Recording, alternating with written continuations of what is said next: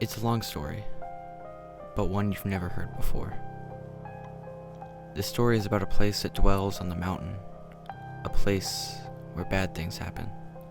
And you may think you know about the bad things. You may decide you have it all figured out, but you don't, because the truth is worse than monsters or men. At first I was upset when they told me we were moving to some little town out in the Ozarks. I remember staring at my dinner plate while I listened to my sister throw a temper tantrum unbefitting of a 14-year-old honor student. She cried, she pleaded, and then she cursed at my parents. She threw a bowl at my dad and told him it was all his fault. Mom told Whitney to calm down, but she stormed off, slamming every door in the house on the way to her room. I secretly blamed my dad as well. I heard the whispers too. My dad had done something wrong, something bad, and the sheriff's department had reassigned him to some little out-of-the-way county to save face.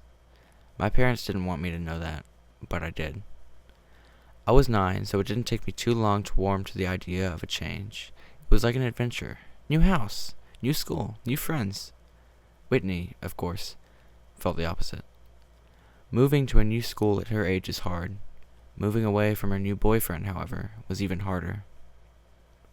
While the rest of us packed up our things and said our goodbyes, Whitney sulked and cried and threatened to run away from home. But a month later, when we pulled up to our new house in Drisking, Missouri, she was sitting right next to me, texting viciously on her phone.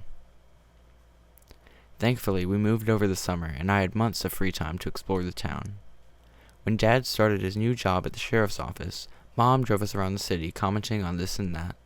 The city was much, much smaller than St. Louis, but also a lot nicer. There were no bad areas, and the entire town looked like something you'd see on a postcard. Drisking was built in a mountain valley surrounded by healthy forest land with walking trails and crystal clear lakes. I was 9, it was summer, and this was heaven. We'd only been living in Drisking a week or so when our next-door neighbors came to introduce themselves. Mr. and Mrs. Landy and their 10-year-old son Kyle. While our parents talked and drank mimosas, I watched the Landys' lanky, red-headed son hung out in the doorway, shyly eyeing the PS2 in the living room. Do you play?" I asked. He shrugged. "Not really." "Do you wanna? I just got Tekken 4. Kyle glanced at his mom, who had just been handed her third mimosa. "Yeah, sure." And that afternoon, with the ease and simplicity of our age, Kyle and I became best friends. We spent the cool summer mornings outside exploring the Ozarks and the hot afternoons in my living room playing the PS2. He introduced me to the only other kid in the neighborhood our age, a skinny, quiet girl named Kimber DeStaro. She was shy but friendly and always up for anything. Kimber kept up with us so well that she quickly became the third wheel on our tricycle. With my dad at work all the time, my mom consumed with our new friendships, and my sister locked in her room all day, the summer was ours to take, and take it we did. Kyle and Kimber showed me where all the best hiking trails were, which lakes were the best and most accessible by bike, and where the best stores were in town.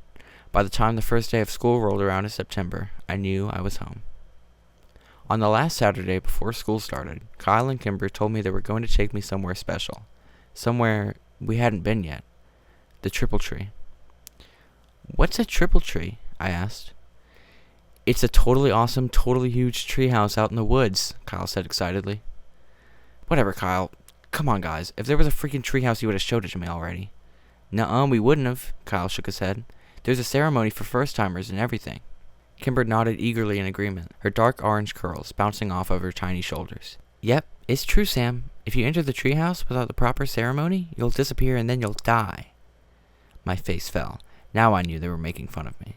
"That's a lie. You guys are lying to me." "No, we're not," Kimber insisted. "Yeah, we'll show you. We just have to get a knife for the ceremony, and we'll go." "What? Why do you need a knife? Is it a blood ceremony?" I whispered. "No way," Kimber promised. "You just say some words and carve your name into the triple tree." "Yep, it takes like 1 minute," Kyle agreed. "And it's a really cool treehouse?" I asked. "Oh yeah," Kyle promised. "Okay, I guess I'll do it then." Kyle insisted on using the same knife he used during his own ceremony, but we paid a price to get it. Miss Landy just happened to be home with her youngest son, Parker, and despite Kyle's many objections, his mother insisted he take his 6-year-old brother with him. "Mom, we're going to the treehouse. It's only for older kids. Parker can't go." I don't care if you're going to see an Exorcist movie marathon. You're taking your brother with you. I need a break, Kyle. Can't you understand that? And I'm sure your friends won't mind. She flashed Kimber and me a challenging look. Right? No, not at all, Kimber said, and I nodded in agreement. Kyle made a loud, dramatic sigh and called his brother. Parker, put your shoes on. We're leaving now. I met the youngest Landy several times before and found that he was as unlike his older brother in looks as in disposition.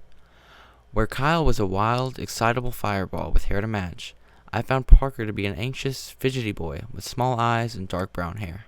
We got on our bikes and made our way to a lesser-known hiking trail a few miles away. I had asked before where the trail led when we had ridden across it several weeks before, and Kyle had given me the underwhelming answer of, nowhere interesting. We pulled up to a trailhead and leaned our bikes against a wooden signpost which read, West Rim Prescott, or Trail. Why are there so many trails around here named Prescott? I asked. Is this Prescott Mountain or something? Kimber laughed. No, dummy. It's because of the Prescotts. You know, the family that lives in the mansion up on Fairmont. Mr. Prescott and his son Jimmy own like half the businesses in town. More than half, Kyle agreed. Which ones? Does he own the GameStop? The only store in Drisking I really cared about. I don't know about that one. Kyle wound a lock around the 4 bikes and clicked the bar into place, then spun the numbers on the dial. But like the hardware store, the pharmacy, Gilton's on 2nd, and the newspaper. Did they start the town? I asked. Nah, mining started the town. I want to go home. Parker had been so quiet I'd completely forgotten he was there. You can't go home, Kyle rolled his eyes. Mom said I had to bring you. Now come on, it's only like a 2-mile walk. I want to take my bike, Parker answered. Too bad, we're going off trail. I don't want to go, I'll stay with the bikes. Don't be such a wussy. I'm not. Kyle, be nice, Kimber hissed. He's only 5. I'm 6, Parker objected. I'm sorry, 6. You're 6. Kimber smiled at him. All right, fine. He can hold your hand if he wants, but he's coming. Kyle turned and started up the trail. Parker's face fell into an undignified frown, but when the charming Kimber stuck her hand out and wiggled her fingers at him, he took it. Kyle was right. It wasn't a long walk. Only a half-mile down the trail, and then another half-mile hike on a well-tread path up the mountain. It was a steep climb, though, and by the time we got to the treehouse, I was winded. What do you think?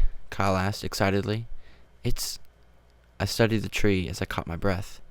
It's pretty awesome, I smiled, and it was.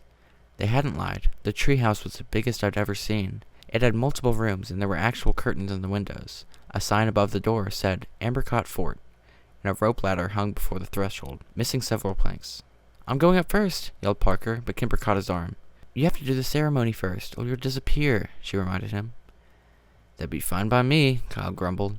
I was eager to get into the fort myself. Give me the knife, I held out my hand. Kyle smiled and dug the switchblade out of his pocket. There's some space in the back to carve your name. I opened up the knife and walked around the tree, looking for an empty spot. There were so many names on the tree that I had to crunch down and look near the bottom since I couldn't reach any higher.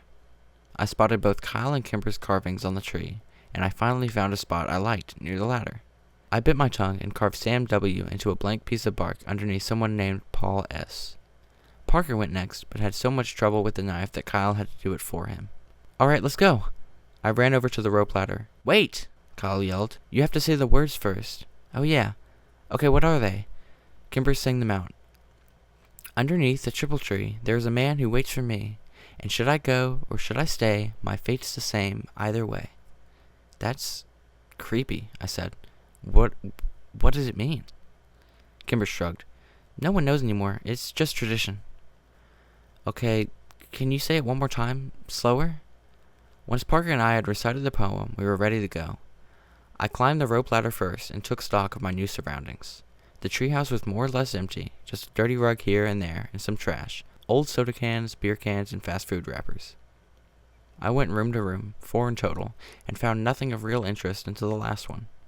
An old mattress lay in the corner, and piles of musty, ripped clothing scattered the floor. Did a hobo live here? I asked. Nah, this room has been like this for as long as I can remember, Kyle said from the doorway behind me. It smells gross, I said. Kimber walked up to the threshold, but refused to go any further. It's not the smell that freaks me out. It's that. She pointed up to the ceiling, and I raised my eyes to read what was written there. Road to the gates of hell, mile marker 1. What does it mean? I asked. It's just older kids being dicks, Kyle said. Come on, I'll show you the best part of the treehouse. We walked back to the first room, and Parker looked up at us and smiled, pointing down to what he'd clumsily carved into the wooden floor. Fart, Kyle read. That's hilarious, Parker. He rolled his eyes, but his little brother didn't pick up on the sarcasm and smiled proudly. Kimber sat down on the floor next to Parker, and I sat on his other side. Kyle took the knife from his brother, and then walked across the room and wedged the blade between two planks of the wooded wall. He pushed, and the board gave, opening up a small, secret compartment in the wall. Kyle took something out and pushed the plank back in before it was flush with the others. Check it out! He turned around and proudly held up 2 cans of Miller Lite beer. Whoa! I said. Ew, warm beer. That's gross. How'd you even know it was there? Kimber asked. Phil Saunders told me. Are we gonna drink it? I asked. Hell yeah, we're gonna drink it. Kyle came and sat down in our circle, popped open the first beer and offered it to Kimber. She eyed it like he was trying to hand her a dirty diaper.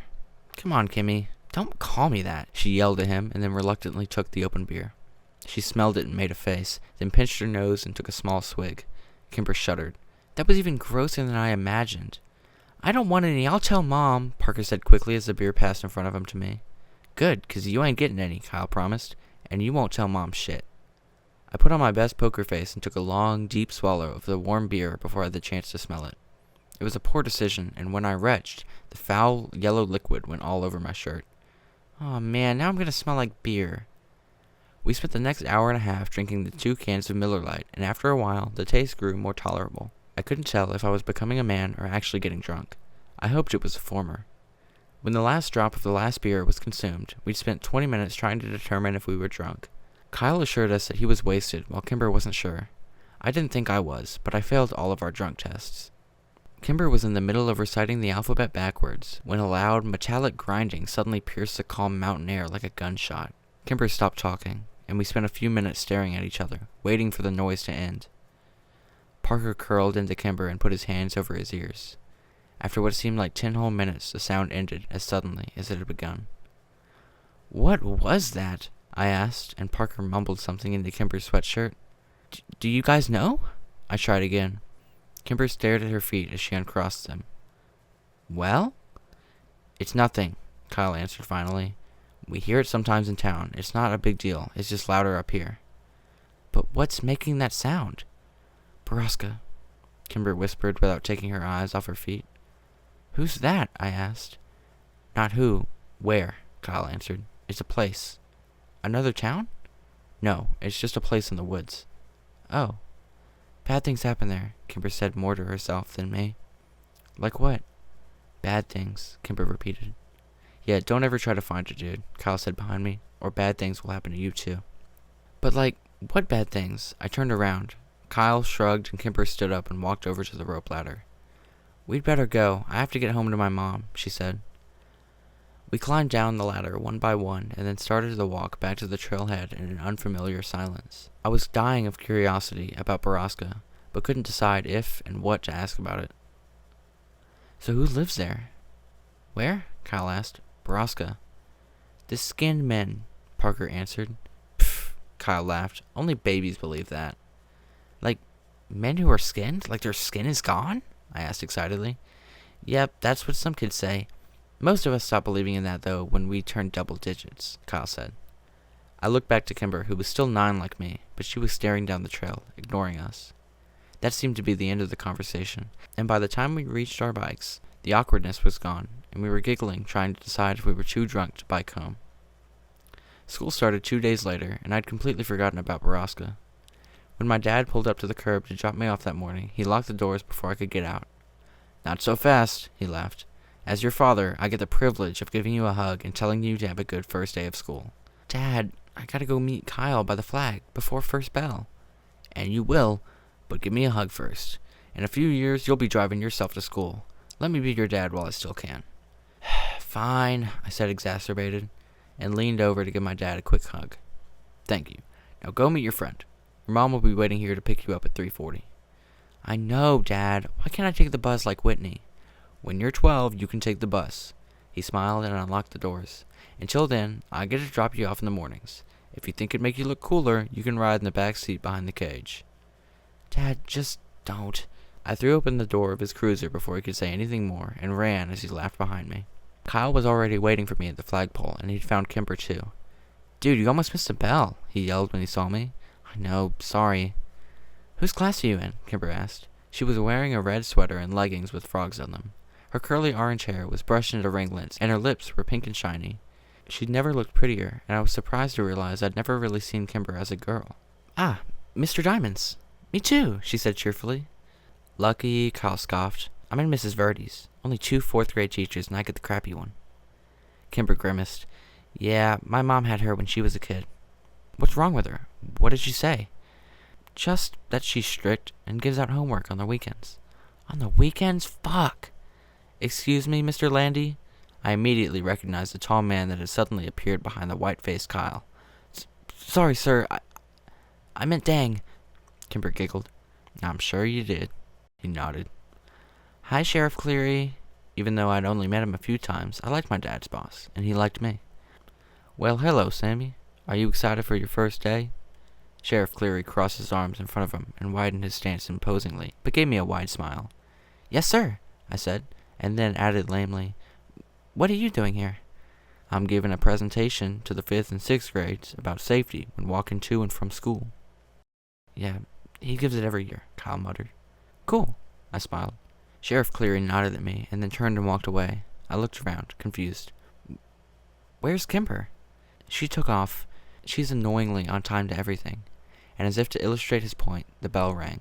We both ran up the stairs and inside. I walked into class and saw that Kimber had saved me a spot next to her at the back. Mr. Diamond, a short, round man of 40 or so, nodded at me when I came in. "Mr. Walker, I presume?" Yeah, that's me," I mumbled as I rushed past him to the desk next to Kimber. "Welcome to Drisking Elementary, and for the rest of you, welcome back. Go Grizzlies!" The class echoed a reluctant and subdued, "Go Grizzlies." Kimber introduced me to the other kids in the class throughout the morning. Most of them were nice, if sort of underwhelmed by me. They said their hellos and asked where I was from, and the conversations usually ended with an unimpressed, "Okay." A group of girls who sat near the front snuck looks at us all morning and snickered. I asked Kimber who they were, and she just shrugged. During our second break, they came up and talked to me. "Are you friends with Kimber DeStero?" a tall, dark-haired girl asked me. "Yeah," I answered and looked over at Kimber. She was watching me with worried eyes. "Are you related to her?" "No." "I didn't think so because you don't have orange hair." I didn't know what to say to that. "You don't have to be friends with her, you know," said the second girl with the oddly round face. "I want to be friends with her." A third girl, behind the other two, snorted. She had pretty auburn hair and a rude, upturned nose. "Well, if you do, you're going to be in the ugly kid group," the first girl warned. "And once you're in that group, you can't leave it, ever." "Better than the bitch group," I said. Rude nose and round face gasped, but dark hair smiled. "We'll see," she said, and the three returned to the corner of the room. I sat back down next to Kimber, feeling like a badass. It was the first time I'd ever used a swear word in front of anybody other than Kyle. "What'd they say to you?" Kimber asked, nervously. "They said you're too pretty to be near them, and that you make them look gross, so we have to stay away from them." "Liar," Kimber answered, but I could tell she was smiling. We met Kyle in the cafeteria at lunch, and he had nothing but bad things to say about his morning. Mrs. Verdi was old and mean, and she made everyone come up and say something about themselves, even though the class only had 14 kids and they all knew each other.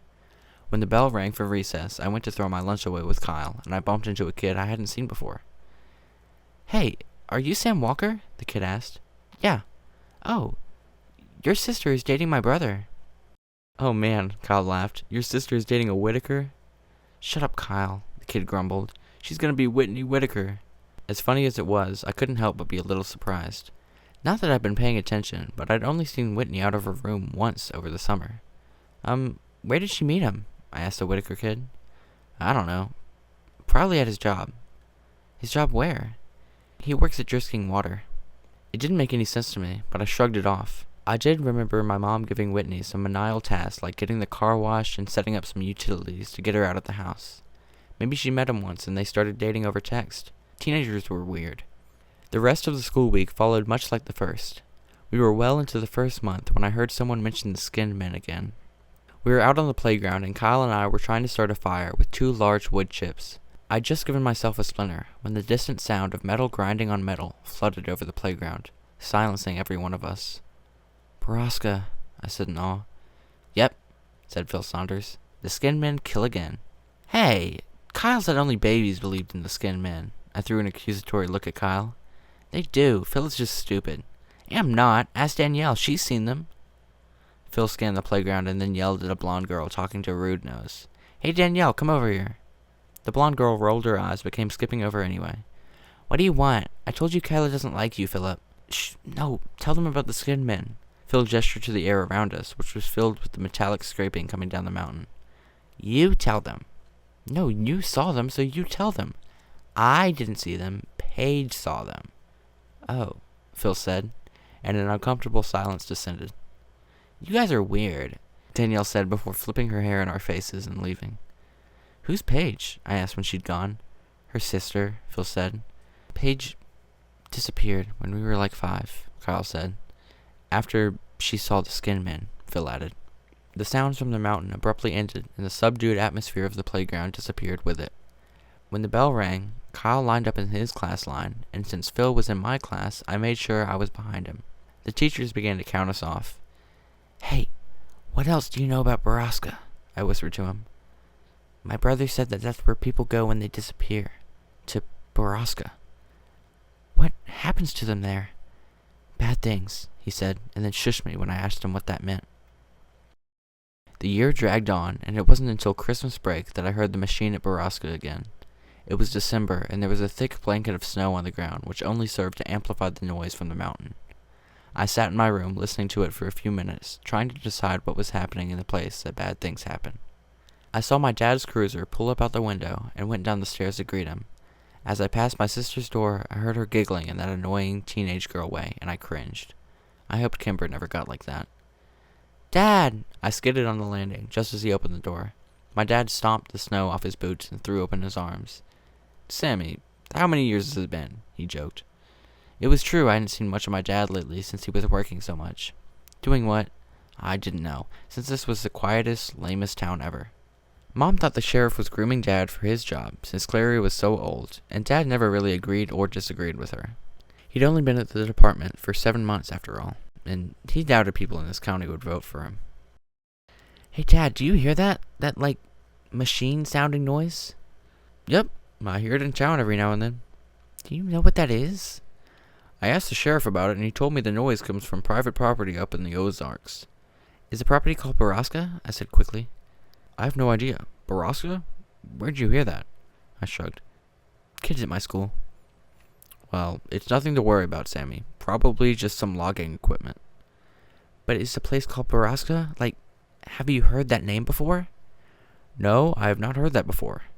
Dad pulled his boots off and shrugged off his coat. Looking towards the kitchen, I could tell I was losing him. "Have you ever heard of the skinned men?" I asked quickly. "Skinned men? Good God, Sam. Is your sister telling you these stories?" "No." But he wasn't listening to me anymore. "Whitney!" he yelled up the stairs. "No, Dad, Whitney doesn't even talk to me," I repeated. I heard a door creak open upstairs, and Whitney peered over the railing, phone in hand, and an annoyed look on her face. "Are you trying to scare your brother?" Dad demanded. "Dad, no," I said again. Whitney shot me a betrayed look. Seriously? As if I'd waste my time." "You aren't telling him stories about skinned men?" "No, Dad, I told you I heard it at school," I said. Whitney gestured to me, as if to say, "See?" "All right. Well, you kids need to start getting along. You're family, for Christ's sake." Whitney rolled her eyes, and when Dad walked into the kitchen, she stuck her tongue out at me. "Real mature, Whitney," I yelled up at her, but she was already gone. "I'll tell Dad about your boyfriend." Christmas came and went with surprising smoothness at our house. Whitney and I got everything we had on our list, which was a first for us. The town may be smaller, but Dad's paychecks were clearly better. I wore my new Rams parka on the first day back to school after Christmas break. Kyle fawned over it, and Kipper showed off the blue pearl necklace her mom had gotten her for Christmas. Kyle and I feigned interest, but did it poorly. Kimber knew, but just seemed happy we cared enough to fake it. As we said goodbye to Kyle for the morning, Kimber was suddenly slammed from the side. Kyle caught her before she fell, and I spun around angrily to see dark-haired girl, whose name I'd learned was Phoebe Dranger. Laughing and walking away from us was round-faced girl. "You're bad people who make poor life choices," Kyle yelled at them. "When I'm your boss someday, I'll make you clean bathrooms." "Yeah, and if Kyle's your boss, you know you messed up," I added. Kyle and I high-fived and turned to Kimber, but she wasn't sharing in our victory. She was trying to hide the tears on her face.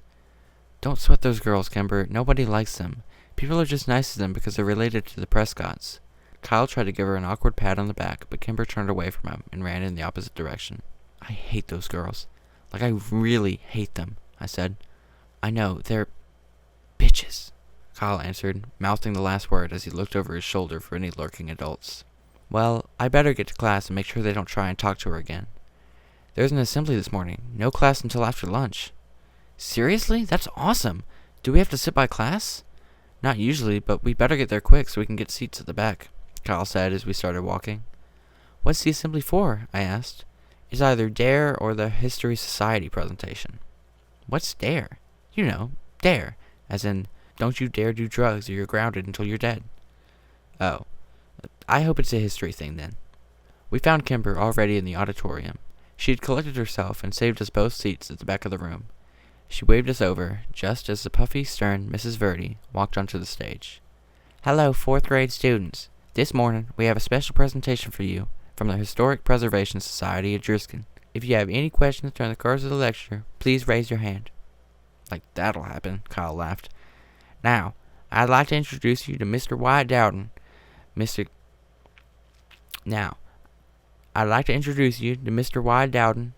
Wyatt Dowden, Miss Catherine Scanlon. Now, I'd like to introduce you to Mr. Wyatt Dowden, Miss Catherine Scanlon, and of course, Mr. James Prescott. What? Jimmy Prescott, not his dad. That's so weird, Kimber whispered. Dude, Thomas Prescott has done this presentation every year for like 20 years, Kyle said. It's definitely weird. It's not that weird, whispered Mike Sutton from behind us. He leaned forward. Tom Prescott went crazy like a year ago. He didn't do that presentation last year when my sister was here either. I don't like Jimmy Prescott, Kimber shook her head. He gives me the heebie-jeebies. His dad is so much nicer. He's like a grandpa. The presentation was slow and boring. Mr. Dowding and Mr. Scanlon talked about the first settlers here, the Cherokee and the Trail of Tears. They talked about Alexander Driscoll's discovery of a mother lode of ore in the mountains and settling here with his family to mine and refine the iron. James Prescott took the stage from there to tell the story of his family's early journey to the town and their role in the revitalization of Driscoll itself in the late 50s. The last part was the most interesting of it all, and I found Jimmy Prescott to be infallibly charismatic and entertaining. I was so busy laughing at his jokes and hanging on to his every word that by the end of his presentation I realized I had actually learned quite a bit, so much that I was interested enough to ask a question, which Kyle warned was committing social suicide. Mr. Prescott scanned the room and answered a few other questions before he got to me at the back. Yes, you in the back. Mr. Prescott? Why did the mines close? Like, what happened? I asked. Very good question, young man. What did you say your name was? Sam Walker. Ah, I believe I met your father the other day at the sheriff's office. Welcome to Driscoll. As for your questions, most of the mines were closed in 1951, after a long period of unprofitability. The mountain had simply ran out of iron ore. The mills and refineries were abandoned, and the town suffered for years. The miners and their families moved away. Stores went out of business, schools closed, and Driscoll became a ghost town. That would have been the end of it if it wasn't for stubborn families like mine who refused to leave.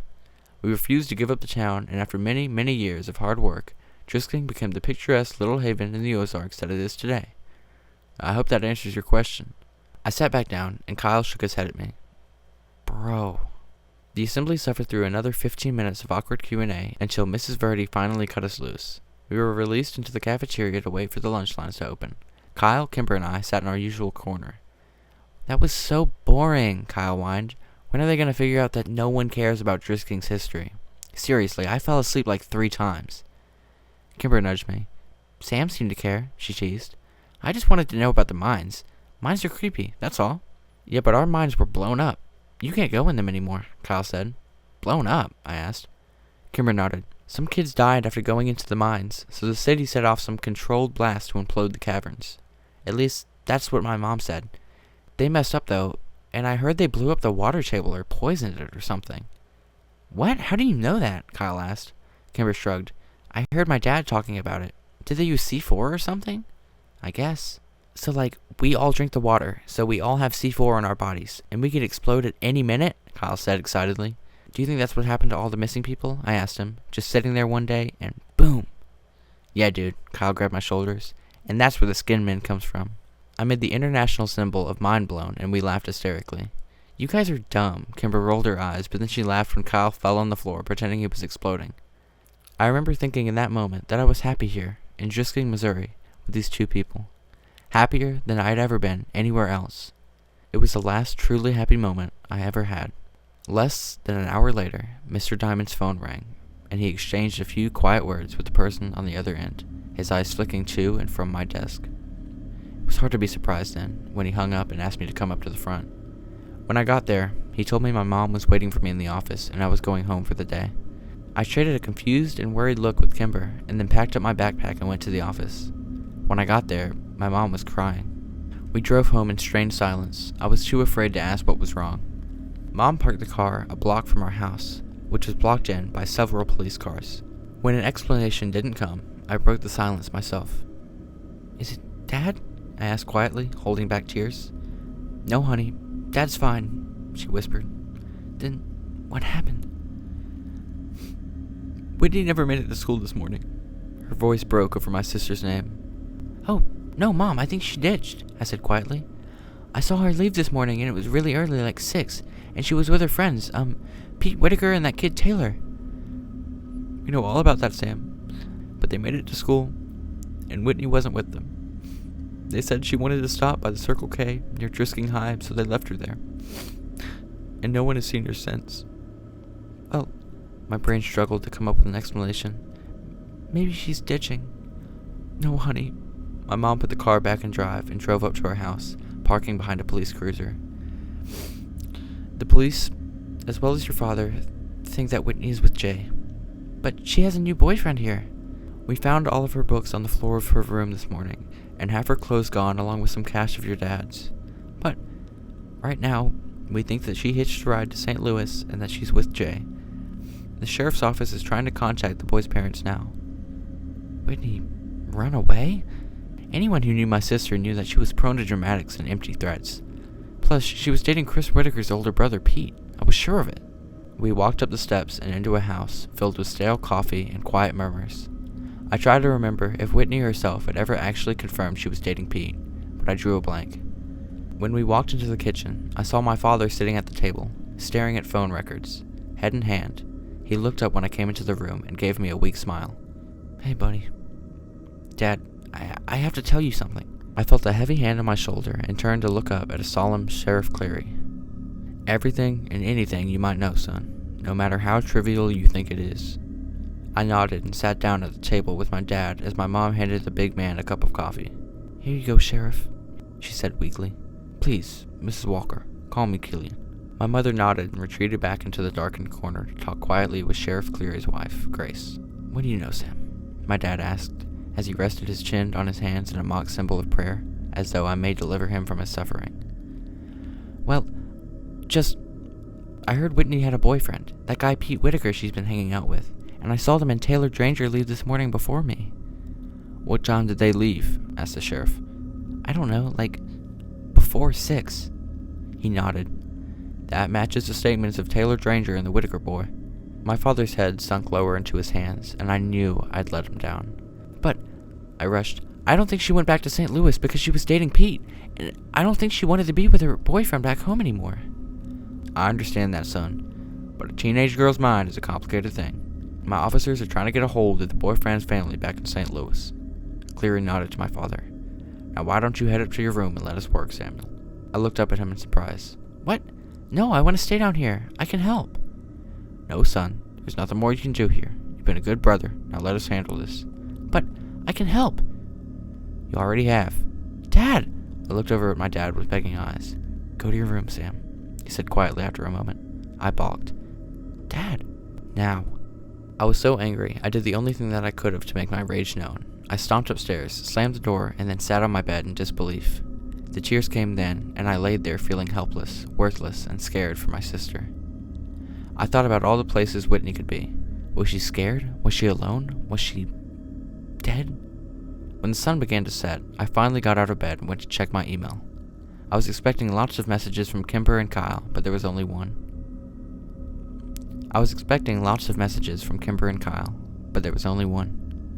Did she go to the treehouse? I sat staring at the computer screen for almost a minute. Kimber's words from last fall echoed in my brain. If you enter the treehouse without the proper ceremony, you'll disappear and then you'll die. I didn't buy that Whitney had gone to Circle K that morning, and I especially didn't believe that she'd hitchhiked out of town. Nothing they were saying downstairs made any sense if you knew my sister, but maybe this did. Maybe she and her boyfriend went to the treehouse to make out or something, and maybe he'd left her there. Maybe she'd gotten lost, or maybe the skinned men had found her. That was the worst thought of all. I didn't need to sneak out because the police were too busy with my parents to care about me anyway. I snuck my bike out of the garage and rode the 3 miles to the West Rim Prescott Ore Trail. When I got there, I saw 2 bikes already locked to the signpost and my 2 best friends sitting in the snow next to them. I knew you'd come, Kyle said when I pulled my bike up and Kimber ran up to hug me. I'm so sorry, Sam. There was really nothing for me to say, and they didn't push. Kimber took my arm and we started up the trail. The silence between us was so stretched but comfortable. We trudged through the snow, and all the while I searched for the telltale footprints of others, but the snow was coming too fast. The hike up the mountain was harder and wetter than when we'd come in the fall, and when Apricot Fort finally came into view over the ridge, it was a welcome sight. The sun was getting low, and we hadn't brought flashlights. I fell as I ran up to the tree, calling my sister's name into the quiet wild. Kyle was right behind me and leapt impressively onto the rope ladder, climbing quickly up the planks. I kept calling Whitney's name, waiting for Kyle to yell that he'd found her, or that there was at least some sign of her. And then I heard Kimber quietly say my name from where she stood at the triple tree. I ran over and tried to follow her eyes to confirm what I already knew was there. And then I found it, freshly carved near the top. Whitney W. My breath froze in my chest and my vision blurred with unwelcome tears. And as the sun took its last desperate breath before plunging into the deep of the horizon, a deafening metallic whirl sang out from the wilderness and spilled down the mountainside.